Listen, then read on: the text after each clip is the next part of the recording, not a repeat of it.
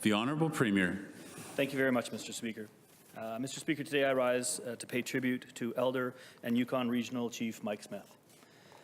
Although it's been a month since his passing, the loss of such a man is still a wound to many in our territory. This is inevitable with any person who leaves behind a legacy such as his. History and time ultimately determines who we remember as having shaped the destiny of our territory. But, Mr. Speaker, Regional Chief Mike Smith has forged a path forward for Yukon, and we owe him a great debt of gratitude for his over 4 decades of knowledge and leadership. Already he's remembered as an extraordinary leader, as a grandfather and a father, and as a friend to very many people. He is a man who worked with strength, grace, and determination to secure a better future for all Yukoners. Now, those traits were notable at an early age.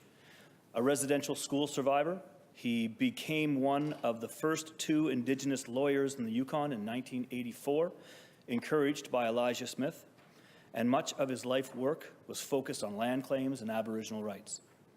He became chief of the Kwanlin First Nation for 3 terms, and at the time of his passing was on his 2nd term as Yukon's regional chief for the Assembly of First Nations. It is his hand that signed Kwanlin First Nations final and self-governing agreements in 2005, setting the First Nation on a course of self-determination. His work to ensure the priorities of Yukon First Nations were heard nationally and earned him recognition and respect across Canada. And it is a part of his vision that graces the waterfront in Whitehorse, the Kwanlin Cultural Centre, which he described as an important symbol of how Kwanlin is strengthening their nation and their culture for current and future generations.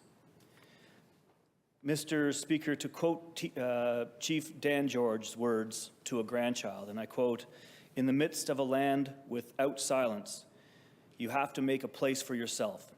Those who have worn out their shoes many times know where to step.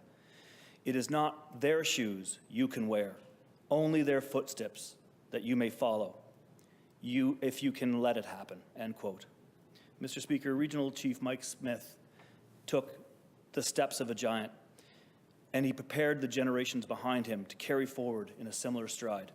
To leaders like him, we are all indebted, and thanks to his leadership, we are all enriched. Thank you very much, Mr. Speaker. All my relations.